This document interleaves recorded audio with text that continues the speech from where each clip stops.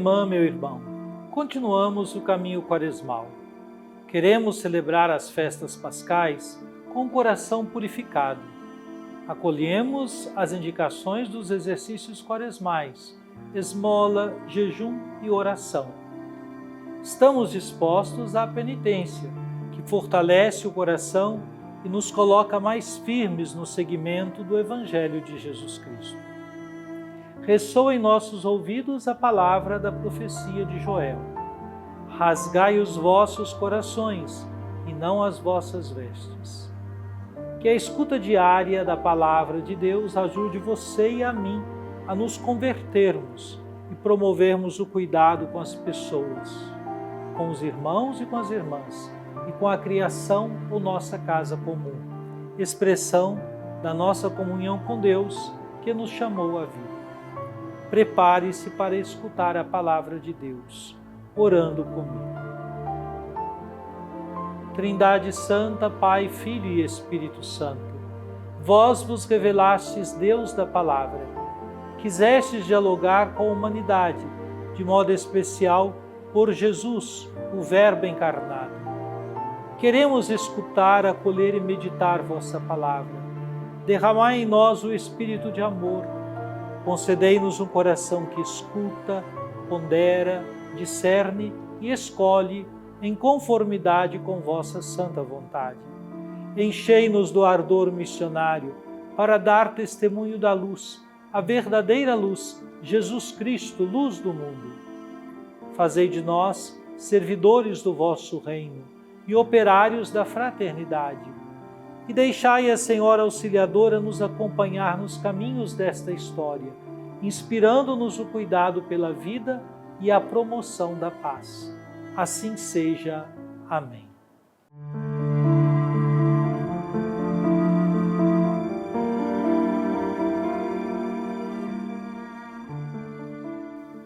Israel amava mais a José do que a todos os outros filhos, porque ele tinha nascido na velhice.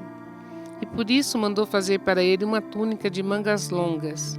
Vendo os irmãos que o pai amava mais do que a todos eles, odiavam-no e já não lhe podiam falar pacificamente. Ora, como os irmãos de José tinham ido apacentar o rebanho do pai em Siquém, disse Israel a José: teus irmãos devem estar com os rebanhos em Siquém. Vem, vou enviar-te a eles. Partiu, pois, José atrás de seus irmãos e encontrou-os em Dotaim. Eles, porém, tendo-o visto ao longe, antes que se aproximasse, tramaram a sua morte. Disseram entre si: aí vem o sonhador, vamos matá-lo e lançá-lo numa cisterna. Depois diremos que um animal feroz o devorou. Assim veremos de que lhe servem os sonhos. Rúben, porém, ouvindo isto, disse-lhes: não lhe tiremos a vida. E acrescentou: não derrameis sangue, mas lançai-o naquela cisterna do deserto e não toqueis com as vossas mãos. Dizia isso porque queria livrá-lo das mãos deles e devolvê-lo ao pai. Assim que José chegou perto dos irmãos, estes despojaram-no da túnica de mangas longas, pegaram nele e lançaram-no numa cisterna que não tinha água. Depois sentaram-se para comer. Levantando os olhos, avistaram uma caravana de ismaelitas que se aproximava, proveniente de Galaá. Os camelos iam carregados de especiarias, bálsamo e resina que transportavam para o Egito. E Judá disse aos irmãos: que proveito teríamos em matar nosso irmão e ocultar o seu sangue? É melhor vendê-lo a esses ismaelitas e não manchar nossas mãos, pois ele é nosso irmão e nossa carne. Concordaram os irmãos com o que dizia. Ao passarem os comerciantes madianitas, tiraram José da cisterna e por 20 moedas de prata venderam aos ismaelitas. E estes o levaram para o Egito.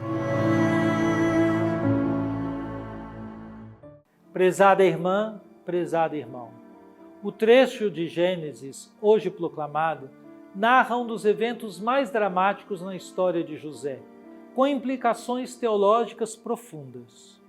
No versículo 3, somos introduzidos à figura de José, o filho preferido de Jacó, que recebeu de seu pai uma túnica multicolorida. Este presente simboliza a posição especial de José na família e se torna o estopim para o ódio crescente de seus irmãos, que não toleram a preferência de seu pai. A túnica é um sinal visível da diferença que separa José dos outros irmãos, sendo, portanto, um símbolo de privilégios e de um amor paternal exclusivo. Esse favoritismo exacerba o ressentimento dos irmãos e aprofunda a divisão familiar. No versículo 4, vemos o ódio declarado dos irmãos por José. O texto descreve que, ao verem que seu pai o amava mais do que a eles, seus corações se encheram de inveja e ódio. A relação conturbada entre José e seus irmãos é marcada pela incapacidade dos últimos de lidar com o amor paterno que José recebe. Esse ódio é a chave para entender que as ações subsequentes que culminarão em um grave pecado contra José. Nos versículos 12 e 13, Jacó envia José para encontrar os irmãos que pastoreavam as ovelhas em Siquém. Um movimento que se mostra fatídico, pois é nesse momento que seus irmãos, sozinhos, arquitetam o mal.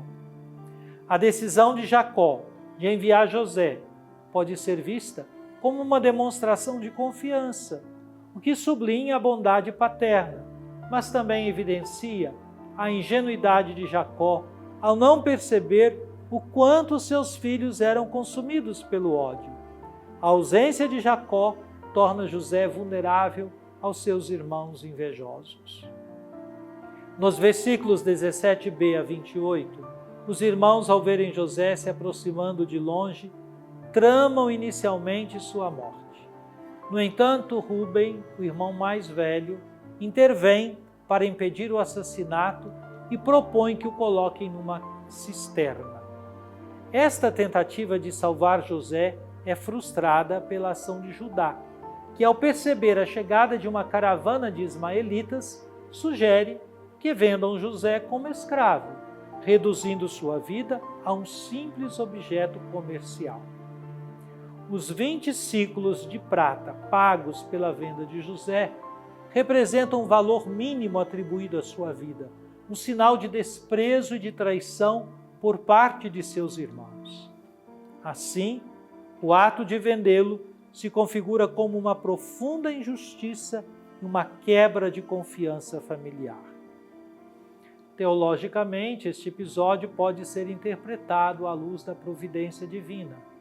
Embora as ações dos irmãos sejam motivadas pelo pecado da inveja e do ódio, Deus usa essas circunstâncias para cumprir seus planos. O sofrimento de José, ao ser vendido como escravo, abre caminho para uma trajetória de ascensão que culminará em sua posição de poder no Egito, onde ele se tornará um instrumento de Deus para salvar sua vida da fome, como consta em Gênesis 45. Este evento revela como Deus, apesar do mal humano, conduz a história para um propósito maior. Além disso, a história de José antecipa a figura de Cristo, que também seria rejeitado e traído por seus próprios, mas por meio de sua humilhação e sofrimento, traria salvação para muitos. José, como um tipo de Cristo, nos ensina sobre a redenção que pode surgir das mais dolorosas injustiças.